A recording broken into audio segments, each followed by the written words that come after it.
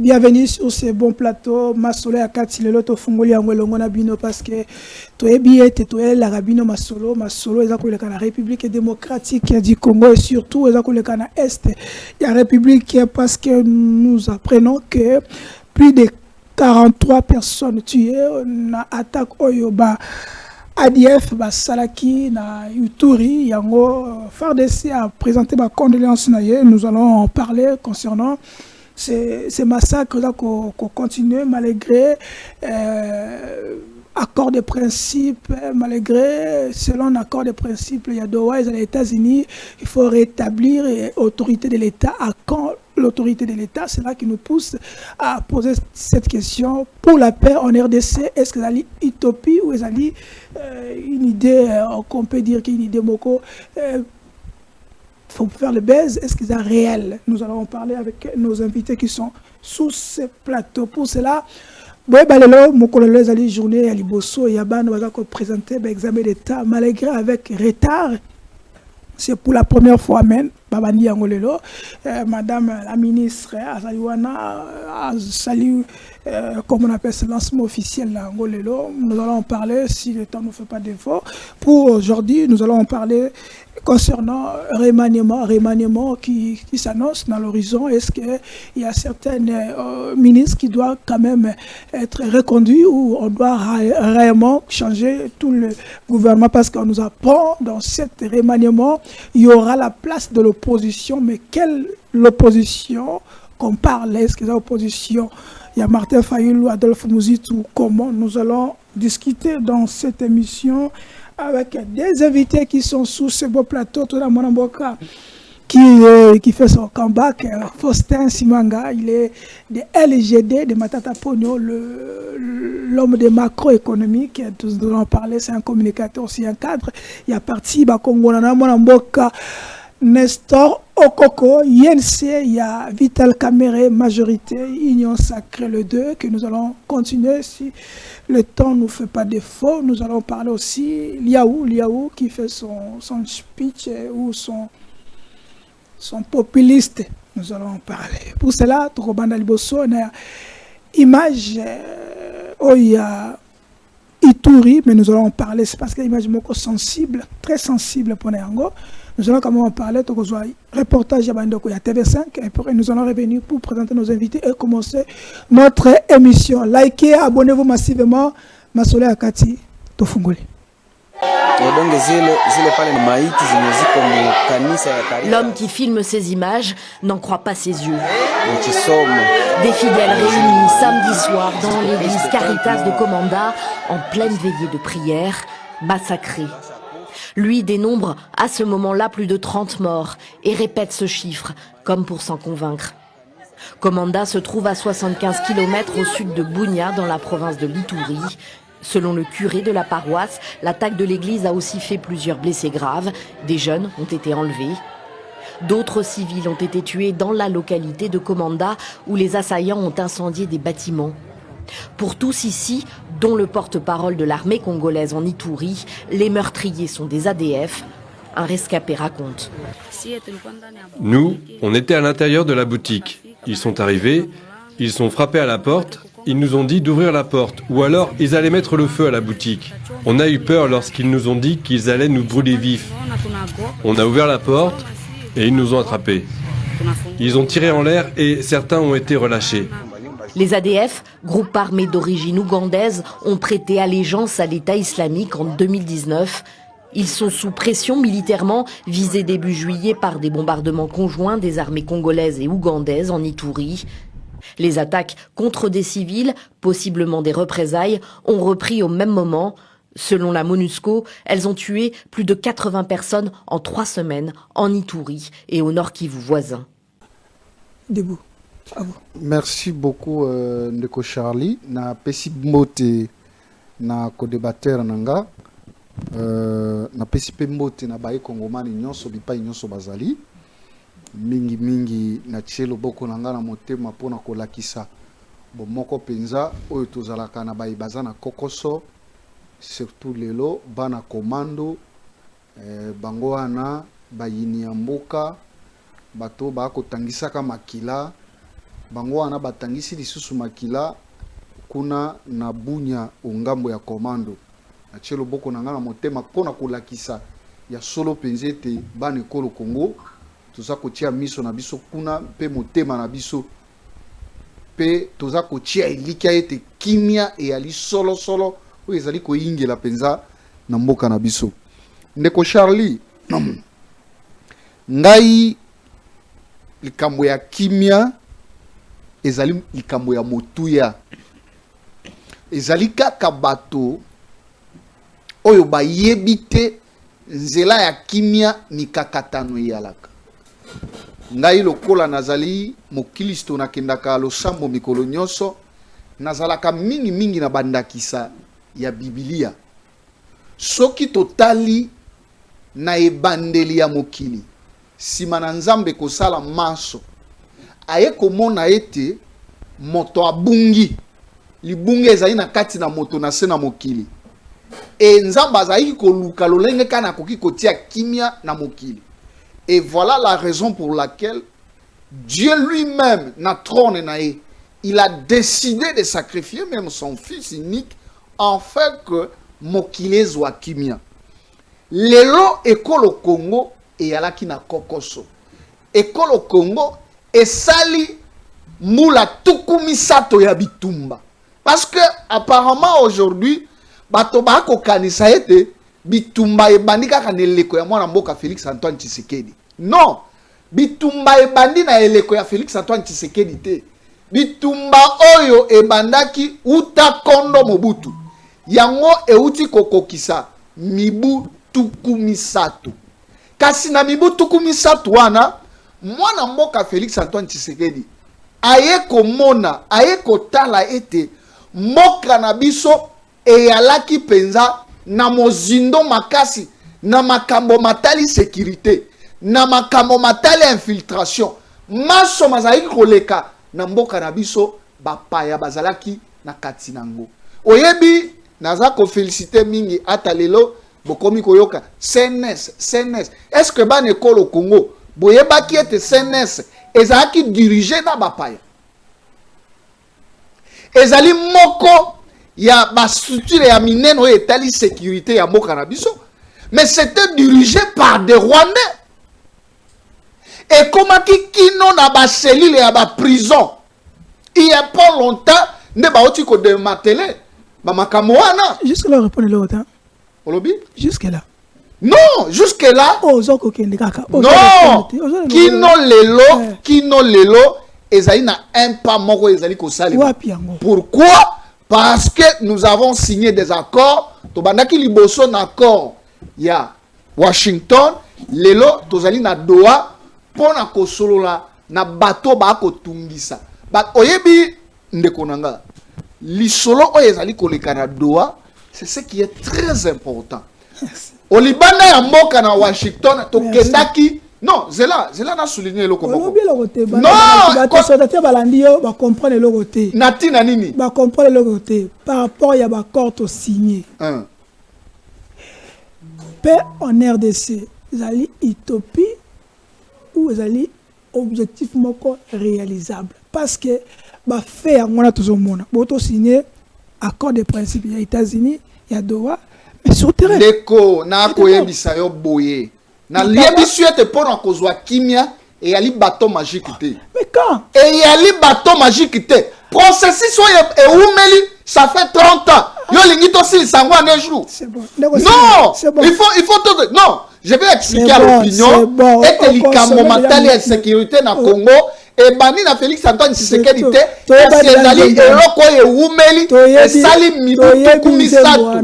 Yango tozali na manaka to na mabongisi. Lolenge kani kimia tata mokonzi ekolo akolala pongite. Tokendaki na Washington, toye na Doha, toya iko solola na bato bako boma bana ekolo Congo. Merci mwana mboka Nestor. Nzembo wana toyebi on banakala. Que guerre ne banda Félix Tshisekedi te a coûté yango et puis de 30 ans, to bin nzembo na des alaka. Mais quand vous êtes venu aussi dans les affaires, vous devez amener des solutions. Mais on amène des solutions. S'il te plaît. Aujourd'hui, s'il te plaît. Ndeko Simang, Et pas d'ailleurs, nous tournons dans la direct. On a dans la thématique. La guerre a duré depuis 30 ans, selon Déco. Mais série, il y a président Nabino Matata Pogno. Comment Matata Pogno, Salaki, pour ne bâtir moi calmi wana. Est-ce que calme wana to kimia wana, o bâtir qui n'est pas tout le baka, il y a ça qui est dépêche. Et ça qui traité d'accord moko vous signez qui na M23 na Rwanda tout ça pour bâtir calme moko ya ilukuta. Tout ça qui calme moko to pe moko réel. Tout ça qui est réel. Pourquoi nous sommes revenus aujourd'hui avec ces problèmes? Il y a des tueries, il y a un massacre, et ça aussi la thé. Malgré signature, il y a un accord de principe, tout signé tout ça avec les États-Unis. En tout cas, merci beaucoup et merci na Congolais nyonso bazo landabiso na Tongo yo. Tout ça l'émission à partir de Kinshasa. Kinshasa ezaka ka salité, Kinshasa ezaka la condition de Yebeli Yango. Mais le gouvernement vient de lancer appui avec Bumba. Oui, pour nani nazo banda na Kinshasa parce que tobo sanate des fois toko kende kaka na est mais tozo sanake mboka eza munini parti ebele bato bazo kufa pe à petit feu ndenge baloba na poto. On meurt à petit feu na mauvaise gouvernance, on meurt à petit feu avec salité nyonso yo. Ceux qui t'ont calculé bateau bazo kufana malaria. Moko toko kanisaki toko mi déjà 200 000 morts. Mais tout le bela bangote. Wana eza parenthèse. Mais pendant que zongela motuna na yo oyebi singa na yanola yo na ebiso ndenge nini Matata Pogno Mapon asalaki na 2013 pour acha fin na bitumba. Asalaki majité. Améliorer kaka condition ya ba soda, améliorer la qualité de la gouvernance tout ici bitumba les lots discours on est aussi là pour nini discours babano yebiso bosinya ki ba accord bosinya ki boye mikanda po bosisa bitumba kité les lots pe tomoni ba sali pe ba accord ba bundité même par contre bango va perdre Goma Bukavu et peut-être à la minute espace Moussou parce que tous toujours vulnérables attaque Salemi pendant que Basali va signer accord. Moi na mboka Matata Pogno Mapon à chaque mboka na mulongo tant au pouvoir oyé après nga lelo bazo bisabiso que IDP c'est salika quelques années na pouvoir nga na ko bisabiso que depuis kaka Matata longwe bateau nyonso bazo succéder Matata na primature eza UDPS to bandi Chibala ba oyi bisabiso non ye Sami Badiba ba oyi bisabiso non ba bengana ki non mais aza produit UDPS donc UDPS c'est banda ala idéologie UDPS aya na vision UDPS voilà aza censé ko kamba différemment voilà ça c'est vrai donc des orientations ya mboka et salemi et pas bateau ya UDPS yango lelo tozo mona que bazo ko kocha kimiate Kimia eza utopité. Kimia na koloba eza idéal où il faut tout atteindre. Mais pour na ko atteindre yango toza na ba préalable. Préalable eza nini? Gouvernance ya qualité, na leadership ya qualité. Yango ne préalable ya kimia où il faut tout cha na place. Question. Olobi bosala ki liboso gouvernance ya qualité et pour bosali bo résoudre problème ya Botiba soda na pinsi que singedo bo résoudre mon solo. Mais dans ce régime, ba double salaire va fonctionner, ba double salaire il y a militaire. Mais kocha ba soda bien ezaka ka mosolo te. Ce que zala nazo koma. Ce que zala ki mosolo. Ba soda ba linga ba démissionner ba nyonso pour ba futa marabiente. Biso to yibi. Mais bolingo ya mboka, leadership, mobilisation ya ba soda. Ndengo zo yebisa bango makamu ndengo zo kamba bango yango ndezo déterminer courage na bango pour ba bundela biso ezambongo kakate ndo matimbongo na zo ça va suffire mais mbongo moi muto yo parce que la gouvernance na bango ba matisi budget ya armée ba matisi mbongo soda et vous avez pas fait moi na oyekolisie ko stade économique au PC $10,000 na mbala moko a okende boîte de nuit au dilapidango au mona pe ako échouer na classe mais ata na mbongo ebele mais yango tozomona que ba soda c'est vrai mbongo eza important mais to comme isamboka te nyonso zo dépendre kaka na mbongo soki tozo mona batu surtout pour basa lelo il faut mbongo basa la eza esprit ya pauvreté pe na yoki ndeko nanga lobi azaka chrétien na sepeli mingi pour biso nyo toza ba chrétien na minute oyo donc mbongo sozo cha mbongo liboso kaka yango nde esprit ya pauvreté pe zo lata yo il faut to koma na niveau tozo défendre mboka bape sombongo te webi ke munguna zoya beta ye nanu masasi akufa po azolinga azwa biloko na biso mboka yango nde matata po mapo apesaki vision wana to défendre mboka yango tokomaki na 2013 M23 et zongaki sima. Est-ce que répondre à une question de Katuni, est-ce que Bosine kaka mikanda geresili to bundaki? Non mais to bundaki. Bundaki. Obi parce que différence na bango na bina bango na place. Obi nayebi saki bandeko na plateau ya bandeko na bino ya presse na lobby bitumba moko te et si la sans ko signer ba accord. À ta deuxième guerre mondiale, j'allais dire, et si là kaka na ba accord ba signaka na suka. Mais il faut bozo signer nini. Les lots accords de principe na accord à deux tozo ata otangi yango ozota la pe to signer nini ah bah non il faut te démobiliser il faut des engagements na nous pour na ko lever ba mesures défensives à Rwanda il faut na nous FDLR ba monana ministre affaires étrangères azo yebisa biso nga na yebi ba FDLR te to yebi place bazate mais to signer kaka en attendant to luka bango. Vous avez une irresponsabilité au gouvernance il y a union sacrée basée en Ango. Ok. Maintenant pour terminer la personne de Okoko mes paroles tour de table. Comment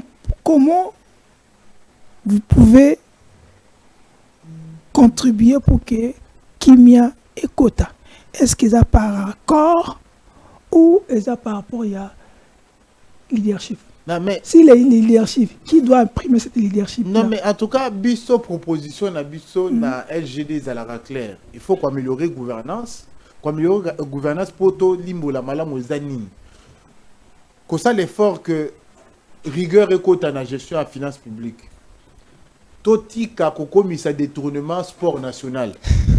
Détournement et comment sport national et batwa beta ka sport wana bien ba yebani bango mo balobaki ke tozwa ka mbongo toliana nous après tout réfléchir sima to yebi bango na boyi kotanga po mikolo soko tangi kombo maka les ozela yo donc maka les zo yebo banga et comme non tozo banga te biso toza na makila ya Lumumba Lumumba banga te biso pe to ko banga te tozo continuer bitumba oyo po na oyebisa bato bazo kanisa ke corruption il faut tout comme isango sport national il faut batika yango nde ko améliorer gouvernance leadership à qualité eza nini leadership à qualité eza to tche batu na mulongo to bite to landanzela boy batu so balandi des ordres koti na mboka biso to bando kota bus à transco na période ya matata to zo tcha mulongo lelo mulongo za le sous c'est la haute transco non mais à transco za le sous moni na mulongo sous na mulongo ngande trans academy mais transco za sous et tambolaka et comment na garage na nini na parking na parler et pas bon.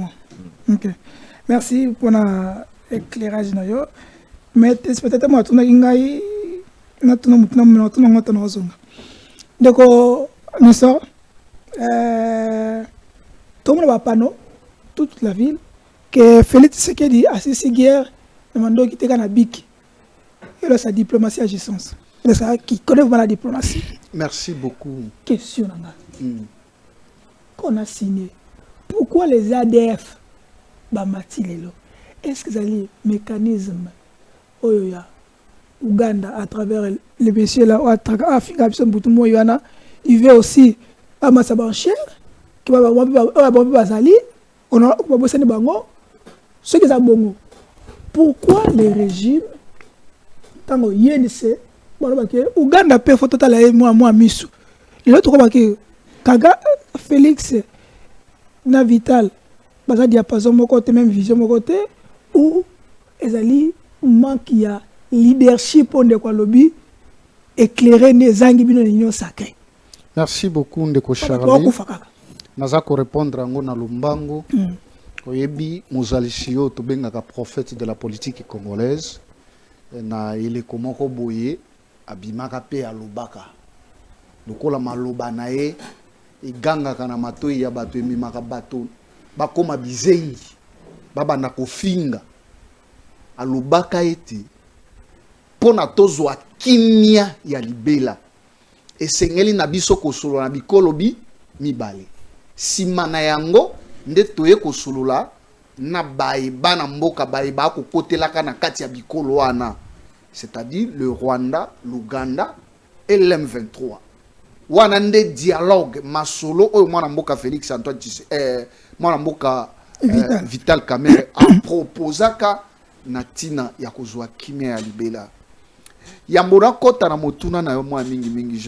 J'aimerais encore retourner chez mon frère qui représente Augustin Matata ici na plateau oyo ndeko nanga oyebi na makambo mususu bino bozalaka na mwa imemia epa ya mokonzi ya mboka to bomiyokaka mwa soni na tina na makambo etali kimia.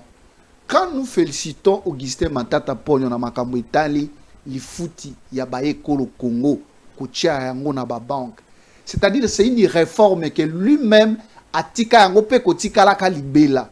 Mais si vous construisez quelque chose oh eza superficiel na mwangunga moke panza, c'est que vous n'avez rien fait.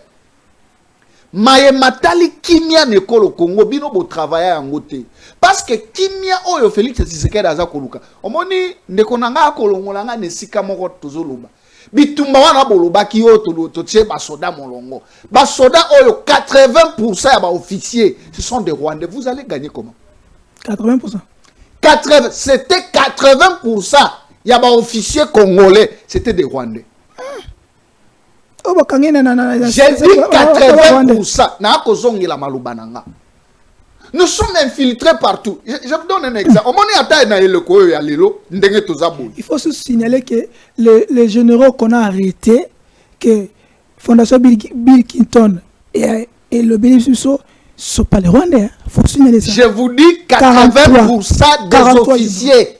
Oyondeko Kabila, na mwana mboka Augustin Matata Ponyo bazalaki ko nommé, ce sont des Rwandais. C'est que bozalaki juste pour trouver moi compromis. Allez, bango ba yebisi bande ko na bango bozonga nanu Uganda, boko tananu Rwanda, to sisa to lida to zwana nu kitaya ekolo. C'était que de babiloko moko boyokani et si bobunda place ni. Place ni bobunda. M23 bayati na Goma. Mutu nyonso amona yango. Tango bosi boyokani na bango nde bazongaka. Elingi ko soki na pesa ki ndakisa ya pay na likambo etali kimia. Elingi koloba ete Augustin Matata a bien travaillé na makambo etali pay kotia ba fonctionner na ba banque. Yango eza kokoba kino lelo. Soki ezalaka penze ete bosala ki mosala ya ko trouver kimia mele tozana kimia mbele Félix Antoine Tshisekedi azali ko tungisa mate pona kimia. Et alors pour le moment ko bandaki na nous ko déloger infiltration ou ezalaki na kati ya mboka na biso. Et c'est ça le mal de Félix Antoine Tshisekedi. Plus de 7 ans. C'est plus de 7 ans. L'infiltration il y a 32 ans ko sil sango mokolo moko. Oh, 32 ans. Na lobby boye. Non, mais soyons sérieux. Même en temps de konanga lobaki a lobby. Qui met sila ki na bateau magique te. Mais vous devez savoir que l'infiltration. Na la kisele loko moko. Tala nenga infiltration. Nazoya nazala kimiate. Tala nenga infiltration ezali. Awa nanga na famille na banoko na tango toyebaki ke nanga komi rebelle. Tolongola ki bango na bisika nyonso te. Mais na la kisele loko moko. Celui qui est plus que même nanga qui détruit la République, ça c'est une dénonciation que je suis en train de faire. Monsieur Pierrot Rouara boyebiet ako détruire mboka na biso na ba information na nini alokuta oyebi motape saka ba information wana ezali noko na ye oyazaka DGA ya DGRA de monsieur Kamwena.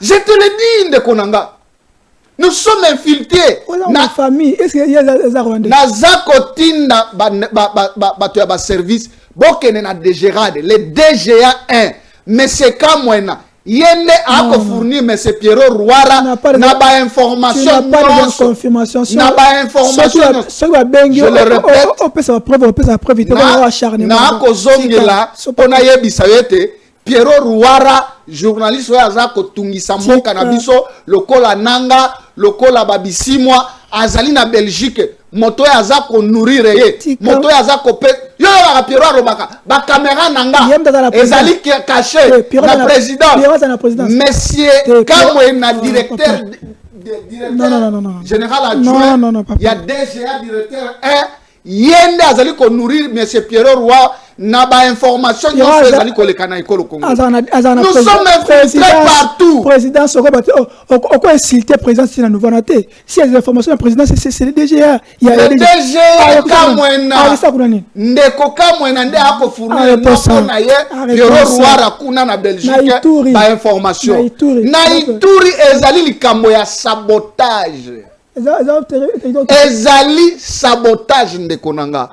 Il y a pas longtemps les États-Unis baotaki kolakisa eloko wana. Ils ont dit quoi? En RDC, ces derniers temps, bon ça l'attention. Moi je vous dis ce sont des informations vraies. Ils ont dit bon ça l'attention parce que ekozala na ba biloko moko banguna ba organiser ba sabotage na ba millions bato bazali ebele yango omoni yango wane bandi ba ekolo Congo bofungula miso. Pour dire que les États-Unis a pas le monopole ya kotia kimia. Non, il ne faut pas dire que les États-Unis ont un monopole ya kotia kimia. Vous avez chanté beau kimia. Non, non. Qui bon États-Unis kotia kimia. Soko kendaki na États-Unis, oyebi ndekonanga. Soki bato mibale ba ko swana. Ça ne sert à rien à koloka moto ya za faible pour yo kanisa bino. Imaginez lelo soko za na satana na makambo. Okobele la tata nzambe te, États-Unis ayali na droit de veto ya koganga likolo ya Rwanda, ya koganga likolo ya Uganda ete to yokana. Ndeko nanga oto lobelo moko très important. Na babitumba nyonso ya mokili. Et si la kaka na mais bango bakena États-Unis te, bango bakena ki les organisations internationales étaient là. Il y avait la SADC, il y avait l'Union africaine, il y avait sous-région, il y avait les États-Unis. Papa, na lobby boy. Les organisations internationales étaient là. Merci. Cierge les alaki wana. Toza na ba document te. Et bon mo basanjo ayaka lokola nani. Merci au consommateur. O basanjo ayaka lokola nani.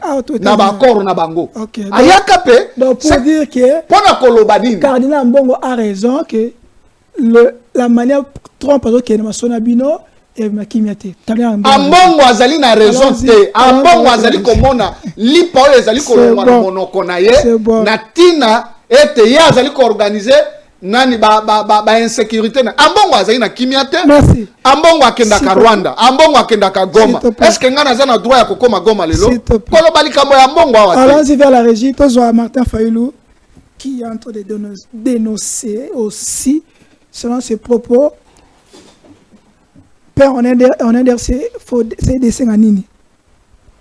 Dialogue, vous, on doit être les patriotes. Et qui est patriote? Qui est dans le cas de la patrie? Allons-y, suivant Martin Fayulu, après nous allons revenir sur ce plateau. Et je le dis et je le répète à qui veut m'entendre. Il n'y a pas 36 solutions. Il n'y en a même pas 2, il n'y en a qu'une. C'est la cohésion nationale. Nous devons tous, hommes et femmes, réunir nos efforts, venir dans ce que j'appelle les camps de la patrie. Les camps de la patrie, ce n'est pas un parti politique, non. L'article 7 de la Constitution dit que instituer l'institution d'un camp de la patrie est assimilé à une infraction de haute trahison. Donc c'est punissable par la loi. Mais les camps de la patrie, c'est tous ces Congolais, nous tous, Congolaises, Congolais, qui regardons dans la même direction pour défendre notre pays. Comme le dit l'article 63 de notre Constitution, et je cite, tout Congolais a le droit et le devoir sacré de défendre l'intégrité du pays, de défendre le pays et son intégrité territoriale en cas de menace ou d'agression extérieure. Qui dit mieux? On a dit à nos Fayulu veut diviser les gens. Non, les camps de la patrie, ce n'est pas un parti, ce n'est pas un cartel politique, un regroupement politique, ce n'est pas une coalition électorale. Non, c'est nous tous. Dites-moi ici, qui est Congolais ici qui dit qu'il n'est pas dans les camps de la patrie, qui lève le doigt? Qui n'est pas, lui, concerné par l'article 63? Donc, c'est ça. Et nous devons tous nous dire qu'il n'est pas trop tard de construire un beau pays, comme le dit notre hymne national. Que chacun de nous doit jouer sa partition. Chacun de nous doit se poser une question très simple. Comment se fait-il qu'après 65 ans d'indépendance, nous sommes toujours là? Rien. On a... Voilà, merci, c'est Martin Fayoulou. Dans le camp, il y a Joseph Kabila, Ferdinand Kambere accuse Martin Fayoulou de duplicité politique. C'est là, Ferdinand Kambere. Je crois que nous allons le recevoir la semaine. On a déjà rendez-vous avec lui. Mon Amboka, le camp de la patrie, vous n'êtes pas là. Est-ce qu'il est là pour résoudre le problème? Ils ont une nécessité de dialogue ou il faut avoir une camp, comme Martin Fayoulou dit, camp de la patrie. Est-ce que vous êtes dans cette idéologie-là, cette vision-là? Le seul camp qui vaille, c'est le camp du leadership et de la gouvernance de qualité. C'est le seul camp. Et bien, le leadership, c'est abattoir. Oui, pour c'est le seul camp. Il n'y a aucun camp sans leadership et gouvernance de qualité qui va marcher dans ce pays. Ata Bokei, ka musique, Bokei, le souba, ka munganga, Bokei, ka nyonso. Ce qui leadership dans gouvernance à qualité, zate, Bokei kozwa kimiate, amélioration en qualité à vie kozalate. Yango nazo senga ba Congolais boy. Toko ma exigeant na ba acteur politique. Ce kozo bimisa idée, expliquer biso malamu idée na yo ezanini. Matata ponyo mapon asala ka musala ya chaque mois abandaki ko publier explication ya makamuna ya lobaka so alobi ki ngai na lingi leadership boye okokende ozu mukanda otangi omunika expliquer bino ke A plus B égale autant le loba concept net demande du leadership na marché à leadership et comment populaire pour nini parce que matata expliquer ba imboka ba non nga nazolinga na kamba bino il faut na expliquer bino na kamba bino ndenge nini ezala ya kokoma bakom nazomona stylo bazo afficher stylo boye biso nde to bandaka yango to bite biso to zalaka na stylo na maele na biso na mukanda na cravate rouge tozo koma biso raboye stylo na cravate rouge yango nde sala ka musala ba résultat na bato ya lelo ya majorité bazo reconnaître po matata po mapon ala transversal na opposition bazo lingaye na majorité pe bazo lingaye oui ozomona ba elo jozo yokana eza qualité ya musala asala yango nde mwana mboka matata po mapon alingama partout yango pe bazo bundisa ye pas parce que ba inaka ye balingaka ye mingi ya bazo ba soki oye na union sacrée tokotika ko bundisa yo soko yango depuis 5 ans aza acculé mais est-ce que moi Namboka d'heureuse mémoire Etienne Tshisekedi pour comme premier ministre toi comme na gouvernement akotaki na union moroboy impère azaki lisu na impère te ba série tant azaki nommé pendant que yep azalaki parmi les fondateurs il y a impère on a parti à histoire il faut tout rappeler la kango po basala neti ye azaka na parti na gouvernance à Mobutu. Comment s'appelle le fameux ancien ministre de la Justice, Constant Moutamba, quand il y a une secrétaire, mais ils étaient adhérés dans le gouvernement. Pourquoi vous le faites? Mais au moins, biso. Il ne faut pas comme même concept où ils ont divisé les Congolais. Aux autres de la patrie. Quand Moussou César ou Yoapi. Il faut pas qu'on linga. Les Congolais de mauvaise qualité. Donc, non, vous êtes des Congolais de mauvaise qualité. Mais parce que vous n'aimez pas les camps de la patrie. Wana est insultant. Que Congolais de mauvaise qualité. Il n'y a pas de Congolais de mauvaise qualité. Il n'y a qu'une mauvaise gouvernance. Congolais de bonne qualité. Non mais écoutez, je ne suis pas là pour juger qui que ce soit. Et je n'ai même pas les droits. Je suis chrétien. Le seul juge c'est Dieu.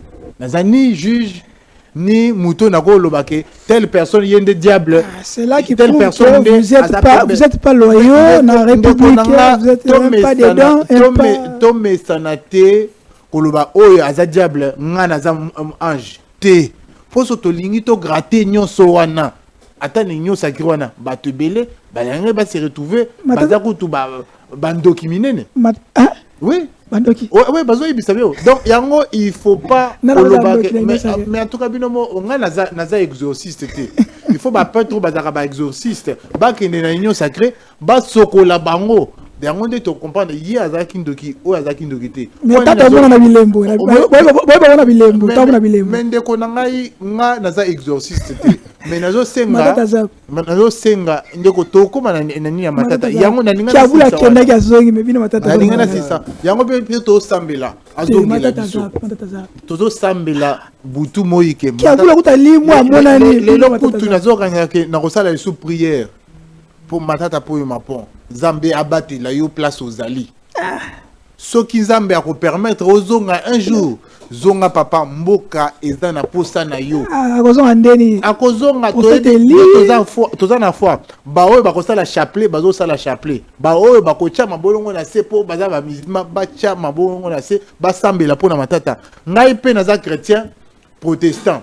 Donc malaga kimi mbongo matata po mapon azongela biso. Malaga kimi ozaka mbona na Assemblée nationale. Mais ndeko na ngai matata po mapon azamu tozo luka mikolo nyonso. Siko mbongo. Tozo luka ye. Mbongo na Assemblée. Donc on a lobaki place oyo makambo nyonso ezalaka makambo mbongo te. Nyonso ezalaka théâtre te ndeko mboso ayebisa biso déjà. Yango tozo loba boye. Oyo azana ndako sambelela matata po mapon basambela mutoza mbongo ndeko nanga ozala yese sambelela matata po mapon ndozo selera na sambelela oyo po ko sambela matata obi matata a memamboka o na mapika na ye a côte misi yango na niveau oyo mboke koloba te toza na avion ya Lumumba toza na transport toza na bancarisation yango mwana mboka nyonso tout il faut assembler la matata toza na esprit de vie amemele biso esprit de vie ozo yoka makamyo so yoku toza sincère ozo reconnaître que yo masanga balozo ezali na ya bukangalozo na ipele peso lotanga yango nazo senga tosambele la matata bachango wana ngenga na liango yo na ipele atale yango te na liango te yena ndeko leze na lobi na liango yena ndeko leze na ipele na liango te nga mna mi olende bongo bazako lamba masango na ipele ya force na bino est-ce qu'on ne bazako lamba wana wa miso mongo na bino ba ba bino bato ya pouvoir ne ba ko tiyo no so mongo bino no so manda na ndeko leze na mona ko somba ngona za ina mbongo nga mna ndeko leze na li esime puta na yo nga mna bino ndeko leze. Bon, Martin Fayulu, comment vous jugez Martin Fayulu? Est-ce qu'il a raison, il y a Koloba, le camp de la patrie? J'ai aimé ce que Martin Fayulu avait dit l'autre fois.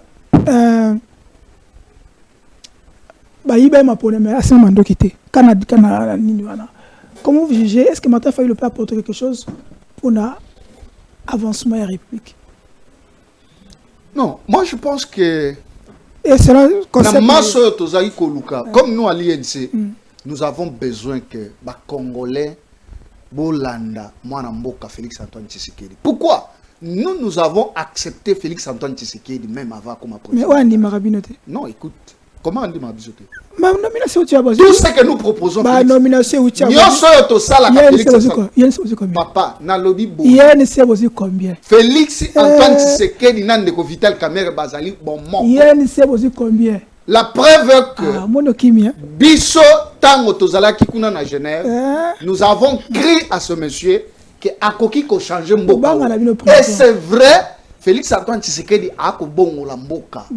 A ko changer Mboka. Il ne faut pas oublier que après la présidence Ezali Assemblée nationale. Comment ça n'a pas Bisso n'est pas Assemblée nationale. Pas force à Kaloboko ya mokonzité. Ezali cuisine interne à chef de l'État. Yende deuxième position. Yende akonome bato ya yebiete bazali capable ya kosala na yepe bazali bato bakoki ko rapprocher entourage na ye. Toza ko banga mutu te. Ndeko nanga yoka. Soki Martin Fayulu Lelo amoni ete le cas de la patrie ezali ngabo biso tozali parce que biso tozala na nous deux partis politiques. Le cas de la patrie nanga mona biso. Bon. Banane. Bango. Ba kongomani nyonso. E bango bazana kani. Siko. Banani. Azali kongomani. LGD. Ozolo balikamo ya LGD. Banakani. LGD bazali na mokuwa e kangama bango bukangalonzo bayebisa biso. Si c'était que de vraies réformes, neti ndenge to ako sepeli to ako féliciter makambo ya lifuti. Ça pouvait rester, ça pouvait résister. Comment Bukanga Lonzo projet o ekenda ba mbongo ebele o elingaki kolongola Congo na libulu ya nzala. Moins de quelques jours matata ke Bukanga Lonzo ekufi. Répondre à la question na te bomba na kani. Nde yango na akoloba. LGD tango malamu yango ya bino kozwa kanini bokozala. Bango nde bakopona biso te. Mais ba congolais on qualifié on qualifié bango tokoza bango situé bango place. Eleko oyo tozali koluka kimia ezali eleko ya identifier batute. Nous avons besoin ndeko nanga tikanga ngai nazali mwana INC na lobaka mai mauti na makanisi ya INC. Na eleko tozali koluka kimia nous avons besoin ya mutu nyonso.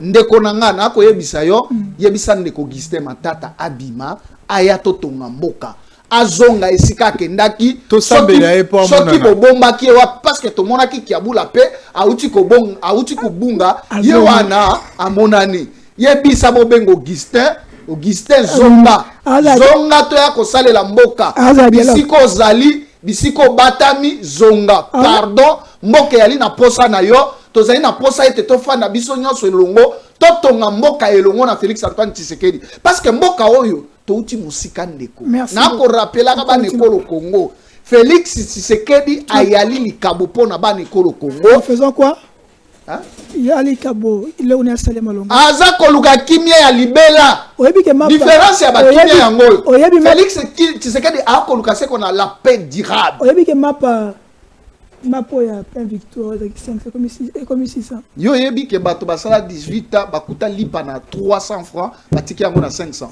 comparaison mais c'est ça non 18 ans na 16 ans il faut tout na lipa ezalaki combien lipa na 2016 lipa ezalaki 200 francs ezalaki 200 francs ezalaki 200 zongela ba image akala lipa ezalaki 200 ans dollars ezalaki na 90 bilo zima pa na combien tozwi lipa na 500 francs tozwi lipa na 500 francs donc sala 500 francs na 2019 ba Congo balanda na 2019 na lobby lipa 500 francs lipa ya kanga journée 500 francs wana makaboni nozoloba na 2019 makaboni nozoloba ya zoloba 2016 moi je parle de 2019 oh biso to yingeli na bokonzi 2019 lipa ezaki na 200 francs 2019 ya ezaki na mongo bano so mama pa supermarché biso to blana olia mapa o ya kanga journée ezaki 200 francs na marche moko ba Emmanuel Ramazali basala dollar ezaki na combien na 2019 ezaki na combien na 2019 binozi dollar na combien maintenant surtout na yo ya zoloba mapa na 200 francs voilà dollar ezaki na c'est pas la biso maka moni ni bozoloba wana to suis pouvoir oyo lipa na 500 francs oui 300 francs il pas que 300 francs biso il pas que ezaki 300 francs il pas que 300 francs oya nini ana ezaki 200 francs ya wa oya kanga ezaki 200 francs il pas que ezaki 300 francs ils ont un problème te OK oui ce problème était OK parce que biso image ya remaniement tous les images à Liaou et nous allons revenir pour parler remaniement quels sont les ministres qui doivent rester et quels sont les ministres au tourisme dans le ministère. Allons-y avec les maîtres. Et de faire en sorte que chaque fonctionnaire puisse avoir droit à une rémunération, à un salaire. On vous demande de mécaniser en tenant compte de principes que nous nous sommes fixés. Et les critères qui ont été fixés sont des critères objectifs. Ils ne sont pas subjectifs. Il suffit d'appliquer les règles. Il suffit de répartir les quotas comme cela vous a été dicté. Des quotas pour Kinshasa, pour chaque province. Et au niveau de province, de veiller à une certaine équité entre territoires. C'est ça la ligne que je vous avais dictée. Et là maintenant, vous faites tout. Merci, Mme Boka, merci. Remaniement qui est annoncé dans l'horizon, je commence par le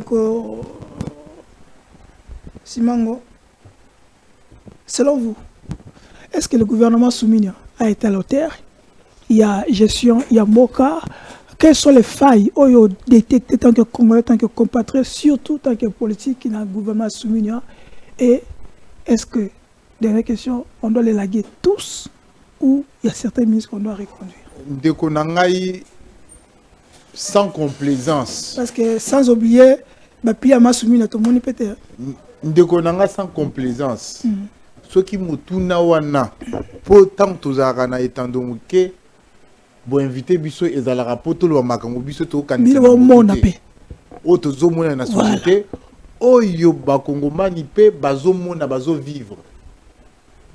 Est-ce que congolais o aza consensueux o aza sérieux lelo akoloba que Jésus Simino a réussir na ndimité tobo sanate premier na niveau de sécurité bilan na yeze que bazui Goma sous Simino ça c'est vrai bazui Bukavu sous Simino déjà dans l'aspect sécuritaire a échoué zéro ma papa toké na niveau social zéro abaka lancer ba entreprise ndeko na ngai to tikate eza ba vieux pieux ndenge baloba na lopoto eza ba chapelet à bonnes intentions yango ye ayaki ayebisi biso ka créer ba misala ebele après ba yisi biso gouvernement de agréé ka misala te boza misala ba gouvernement te bozomona donc ba yebisa ki biso que avion ekoya ti lelo toze la taille pas avion tozomona oyebi ke nazaki choqué mandeko nanga na famille bayebisi nga bazaki na voyage il fallait basala balongo kananga bake mbujimai possibilité ezalaki te po avion direct kananga mbujimai ezate vaut mieux ozwa nzela mutuka kosala ta ba 5 jours ba préférer bazonga Kisasa après balala bazwa sous avion na Kisasa bakende mbujimai pays moko ok espace wana tokoloba nyonso pour le gouvernement à Matata mais Matata ba chaki pont Paul Wange Paul Wange okari olozolongo Kisasa bo OK ata 3 jours okomi na Kasai okoma na mtela mutuka ozomona donc nyonso wana gouvernance ya Simino ebomi zéro tamba zéro embouteillage toyebi yango na période ya Simino makambu oyo ba yebisa biso ya carte ya une carte d'identité nationale ezalaki il fallait ça les mana sous Simino et ça limité lelo azokende ponga nazo sambela atika ebonga po bana mboka o baza compétent basala musala mais malheureusement omoni système nyonso tout eza ya kopula attaque non mais ezaneti logiciel soki déjà logiciel j'étais menacé misisa nazo ebisa yo ke ata ezaneti messi logiciel infecté otie messi na boyo nga kotanga club ya awa po ba tanga le popo ozomona te na kotanga nanga ko yo muto tangi otie messi na équipe na biso ezobeta awa est-ce que messi akobima meilleur joueur ou bien akozwa ballon d'or te tia sambi na match mo tozomona donc gouvernement suminois ekosaki ba congolais ke ba mema misala ba mema sécurité Bukavu ezaki prise sous suminois donc so tozaki na pays moko bazo respecter ba congolais suminois alingaka démissionner depuis kala. Et pourquoi question pour la suite ça n'a pas s'endé ko to que suis ça to que vers la fin pourquoi tout ce que vous avez révélé l'Assemblée nationale et certains vous aussi les députés comme Matalapo n'a pas issu ya ko benga sumi ba tuna ye Bukavu kende nini Goma kende nini oreblaka ki bozuite pourtant et ils ont investi le gouvernement en place babanda obanga baibi que ceux qui ba bengi par question orale avec débat et ko se transformer pe na motion il y a défiance babangi baibi que to benga été akoko ya noki pour majorité la bango moko déjà eza déjà frité makasi majorité wana so ba meki donc gouvernement ekoyi boye déjà tokotala tokotester ceux qui va changer remaniement ba remanier gouvernement tokotala quel est le ministre qui peut être reconduit et celle qui ne peut pas être reconduit citez-moi 3 mendeko moko te mote bon 3 qui en tout cas ko bana na ya communication atali yawo ndeko azo sala okita na nini na yemoko chaque lundi azaka na réception ya ministère pour nini ngana ko juger ministre était na pesier cote o eza likolo ya 5 na gouvernement suminois parce que déjà sécurité ba échouer OK nyonso ozala non so tuni so que nous famba sam sala malamu so tuni que patrimoine ya sam sala malamu so tuni comment ça s'appelle? Mais bon, qu'il y a un secteur T. Jacques Chabani, à ça, le côté gouvernance, c'est Zalaka. Pour la sécurité. Gouvernance, c'est Zalaka collégial. Pour tuer, n'a yébité point ni a démissionné depuis Kala. Bazui, Dembo, des provinces Mobiba. Il dit, a démissionné. Bah, territoire, il écoute déjà, il fallait Akinde déjà Kala. Merci, d'accord. À vous la parole. Quel est le ministre qui peut être reconduit et c'est là qui ne peut pas être reconduit? Est-ce que Massoumina, selon de Kalobi, il a relevé certaines incompétences à Massoumina? Bien l'Assemblée nationale va investir qui est pourquoi va interpeller est-ce que le gouvernement soumis c'est possible? Si c'est pas possible, quels sont les ministres qui peuvent être reconduits? Bon, makambo ya soumis nous analingi kolobela ngwa te. Ah nabi d'ailleurs de pas amenacer bien déjà. Vital Caméra parle bon en assemblée. Koloba makambo ya soumis nous te. Ba ngomba ba. To yebite soki soumis nous utawapi on l'a ramassé où? Ils ont des inconvénients yangwana tout ça komona. Mais na ba ministre ali bosso ya kubengana na gouvernement oyo Bemba. Moto ali bosso président il faut alongola na ordonnance za Bemba. Yo banzi Bemba longo. Moto mais papa nazolo ba Bemba longo pona nini? Tango bato opposition bazo finga président que transport ou embouteillage Bemba za wapi? A mobiliser kombo ya Kabila. Qu'on peut contredire. Tango kokolo ezali ko tula kuna na mai kuna moto a ko réhabiliter yango azate. Masango ezali ko pola kuna na bongana na bojala. Kuna na mbandaka na yankoma na bosinga. Je parle de chez lui na Équateur. Or bato ya Équateur po ba mona Kisasa et alinzele ya mai. Mais bato nyonso ya l'État ezali non wana ya kopola ndeko Bemba ako sala campagne ya Kabila. Et sous régime Bemba tango ba avion yali kokufa awa pona koréaliser ba avion enani ndeko Bemba préféré a créer compagnie mususu oyo babengi Congo soki Congo Air. Congo Air wana avion wana eza ya Ethiopia Airlines. Oh, yo defa Congo Air, ce qui est Congo wana, ezali avion ya Ethiopia Airlines. Oyebezeka to sala ka checking libanda. Toza ta na place ya kozala checking te. Botelemi libanda wana bazo benga bino na molongo. Tala makambo ya soni. Ministre ya boye, président Zotikaye. Toye kozwa motu mususu. Ministre ya défense. Azo sala nini wana? Gome kwei na matoi na ye na miso na ye. Bukavu kwei na matoi na ye na miso na ye.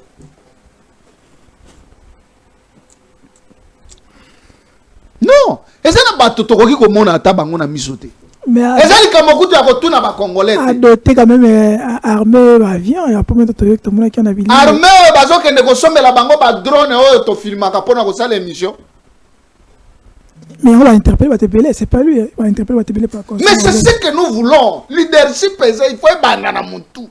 Yo ministre, yo sali, ozo signé ba sombela ba soda arme, ba munitions. Yo moko yebite soki ba somba ka wapi, boko mo coopérer na ba indien na ba chinois na ba libanais. Bon, peut-être il y a médecin, peut-être il y a cancer qui va mais batinda ekuna esika na yo kike na hôpital mama yemo ba nommer DG kuna.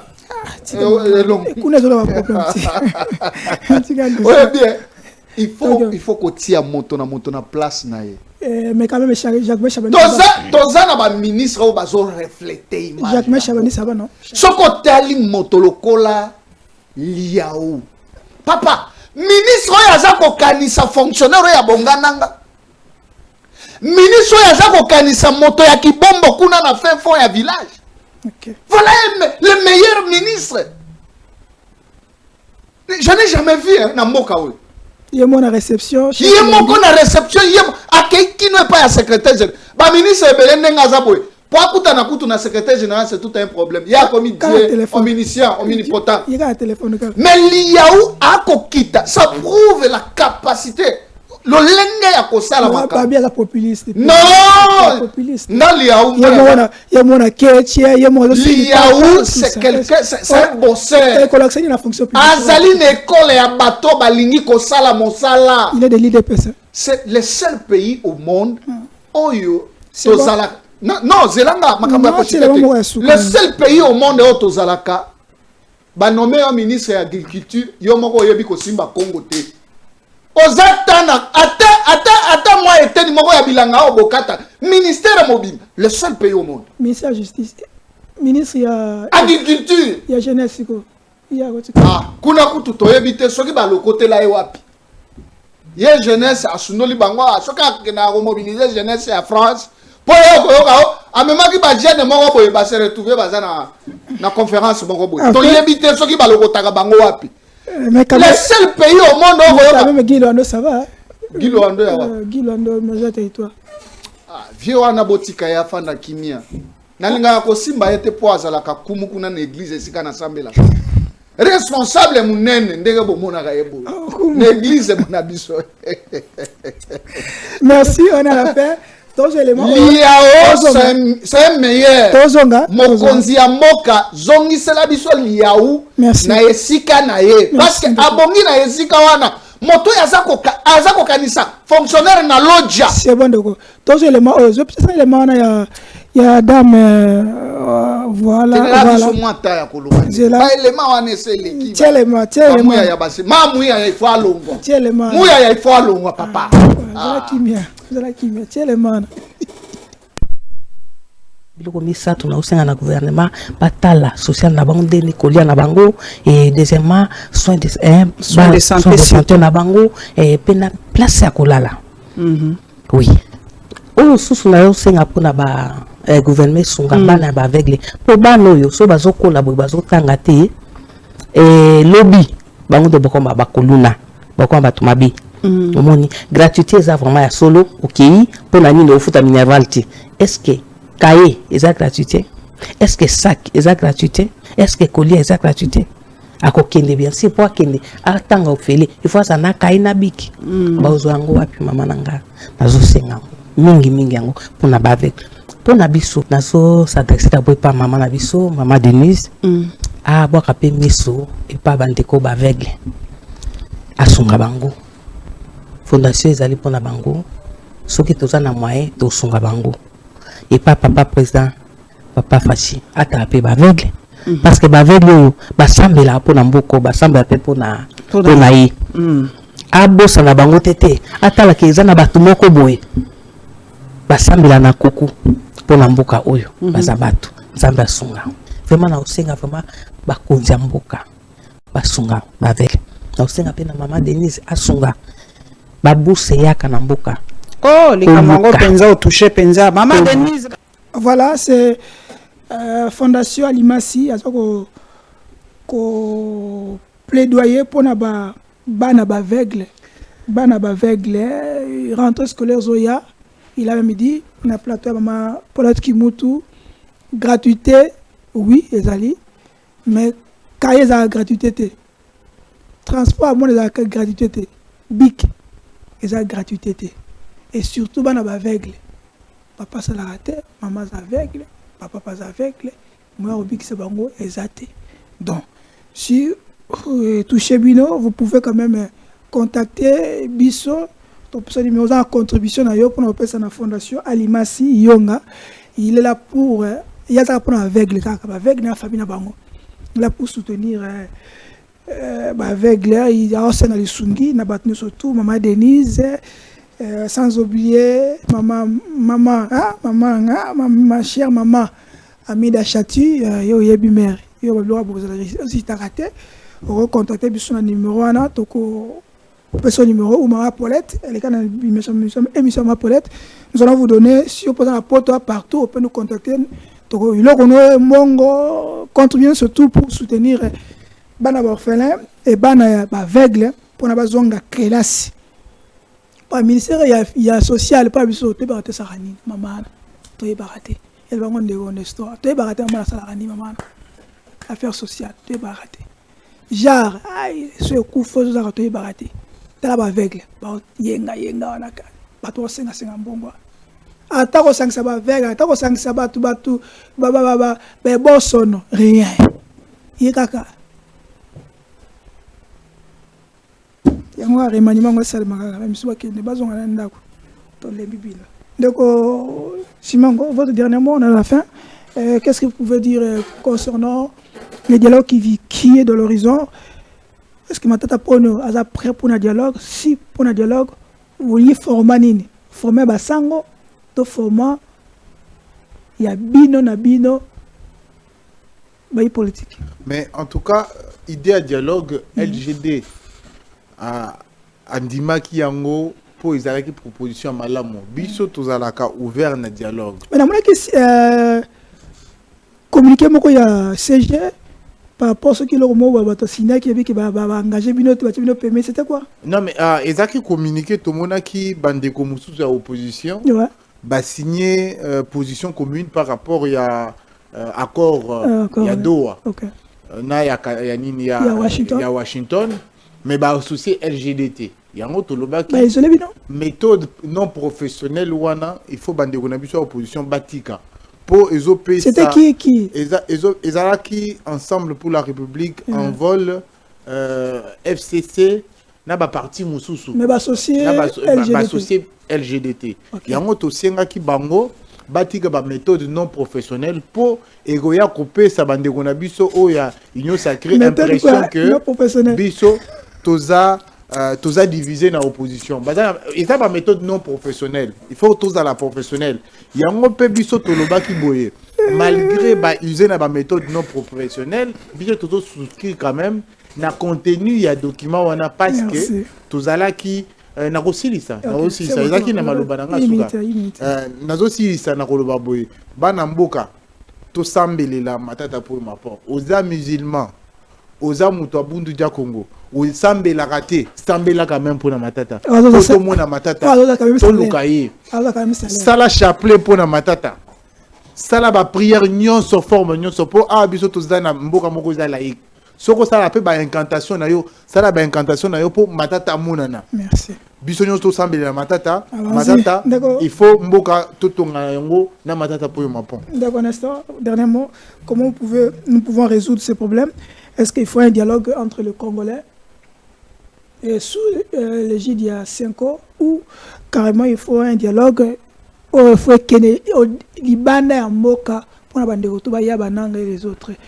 Et votre dernier mot concernant bon Vital Caméra sur le côté na makambo etali dialogue ezali makanisi na biso INC elongo na mana mboka Vital Caméra ezali eloko moko tolobela yango kala et puis je pense que bopesi biso réseau yango na zali ko benga prophète de la politique congolaise parce que alobaki pe ko kisami prophétie yango wana te alors lokola bolingaka toujours komema ba faible bas à la fort parce que ceux qui montoyé na plateau na bino ozoyoka moto aza kofinga aza ko attaquer Vital Caméra azopesa ba information ezali ya lokuta biso tolobaka yango ete dialogue ya biteni misato dialogue na Rwanda dialogue na Uganda et puis toye ko chiter entre biso bani koro Congo et c'est que nazomona ezali malamu ezali ete mokonzi ya mboka ayebaka ya yelle ko Vital Caméra.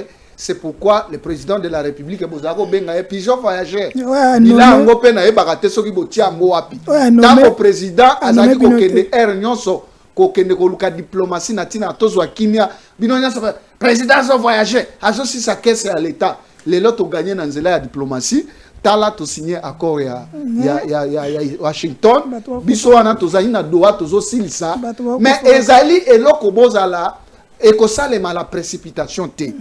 Ce qui to silisi ko solola ko négocier na ba rebelle obaza na Doha ndeto ko ya kotala nani boya to sangana mais yango ekolongola te soko bumaki esengeli na yo kokanga yo soko yibaki esengeli na yo kozongisa misolo ya mboka talatina ata ndenge na koyoka mwana mboka awa akobelela bakongomani babondela na tina bino bokomo forcer bakongomani na bapriere ndeko matata esika azali bato bamenasaki yo batiki yo mais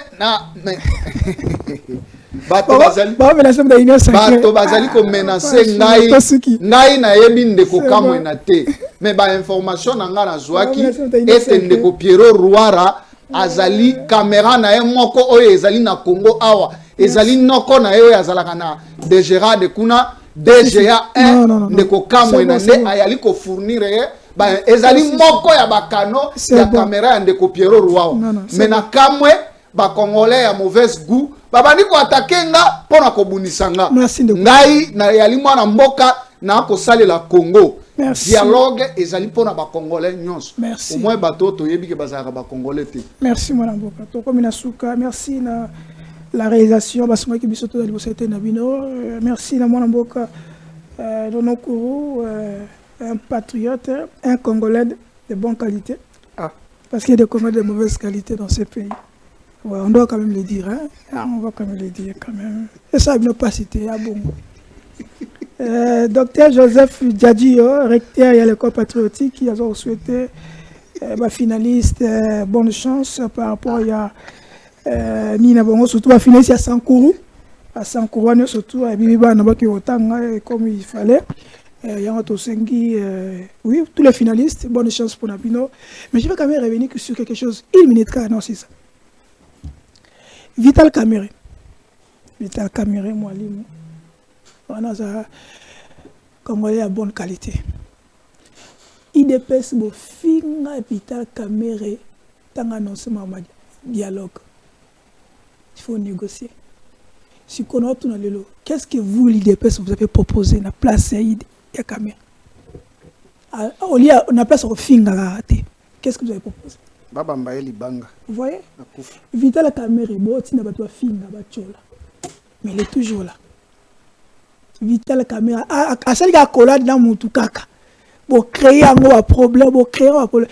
Mais, ne koko kolobaki moi na museve na utaki yao.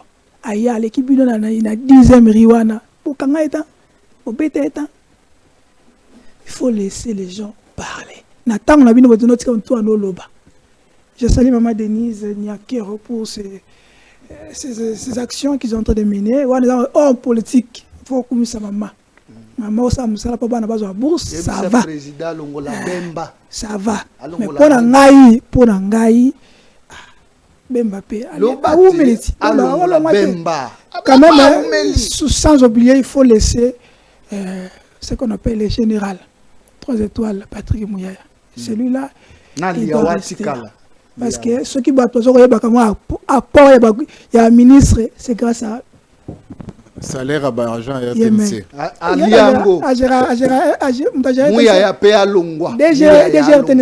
Allons-y, on se termine, on prend notre congé ici et nous allons revenir la prochaine avec d'autres invités. Merci la Centrale TV, merci.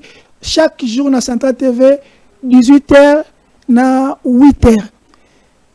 21h30, Nyota TV, 11h juste, Nyota TV, programme Yangona Pesibiso. Donc, on se verra à la prochaine avec d'autres invités sur ce beau plateau. Merci Ndeko Simang, merci Nestor Koko qui est toujours là, toujours présent, malgré moi en retard, mais là, toujours présent. C'est là je vais vraiment le féliciter. Et merci Bandoko Bayete.